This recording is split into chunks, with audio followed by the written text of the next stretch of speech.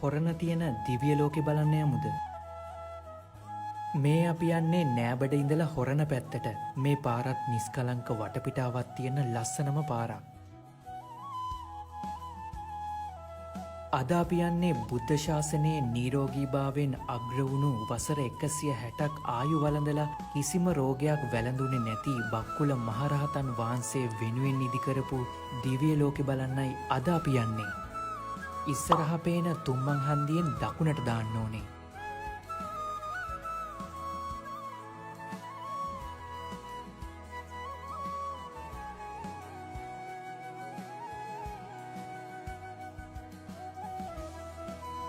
මේ බලන්න මේ පුංචි ළමයි දෙන්න එක්කෙනෙක් බෝධිය ගාව අතු ගානෝ අනිත් කෙනා පිරිසිදු කරනවා. මේ වගේ දෙයක් ඇහැට දකින්නෙත් බොහොම කලාතුරකින්. මේ පාරේ යනවනම් මෙන්න මේ හිත හොඳ කොළමාමගෙනුත් කොළමිටියක් ගන්න ඔයාලා අමතක කරන්න නම් එපා. මේ පාරේ දිගටම යද්දී සමෘද්ධිය බැංකුව ඉස්සරහින්ම වමට පාරක් තියෙනවා. එතන බෝඩ් එකකුත් ගහලා තියෙනවා බක්කුල සෑයට යන පාර කියලා. ඒක යන්න ඕනේ. ටිකක් දුර ගියාට පස්සේ ආයෙමත් වමට පාරක් තියෙනවා. ඒකේ දිගටම යන්න ඕනේ. ඔන්න අපි දැන් හොරණ තියෙන දිව්‍ය ලෝකේ හොයාගෙන ආවා.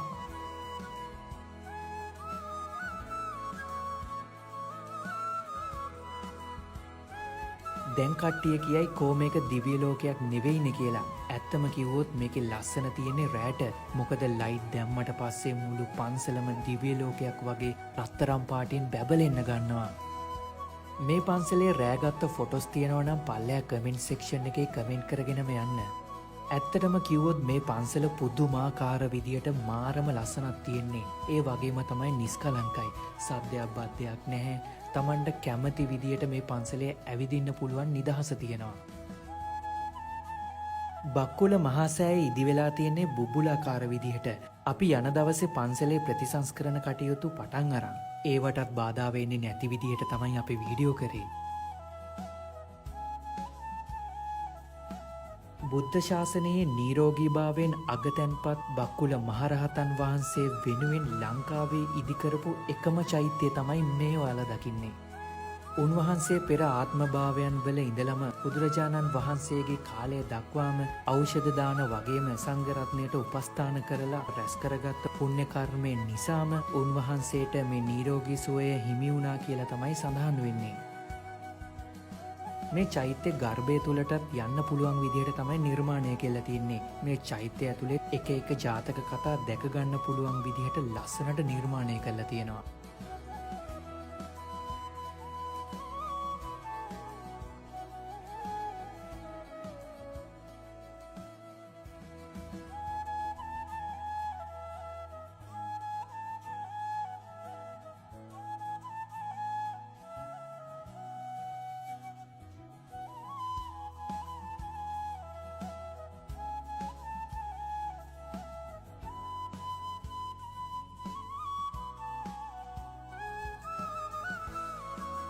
මෙතනට එන ගොඩක් බැතිමතුන් ලෙඩ රෝගවලින් පීඩා විඳින අය නිරෝගී සුවයේ අනුහස වගේම ආශිර්වාදය ලබා දෙන සංකේතයක් විදිහටයි බක්කුල මහා සෑය වැඳ පුදා ගන්නෙන්නේ. මේ වීඩියෝ එක අනිවාර්යයෙන්ම සේව් කරලා තියාගන්න. මොකද ඔයාලා හොරණ පැත්තේ ආවොත් බක්කුල මහරහතන් වහන්සේ වෙනුවෙන් ඉදි කරපු ලංකාවේ පළවෙනි චෛත්‍යයත් ඔයාලා බලන්න අමතක කරන්න එපා.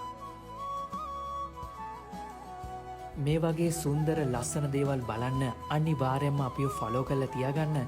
එහෙනම් අපි මේ වගේම ලස්සන වීඩියෝ එකකින් අපි හමු වෙමු.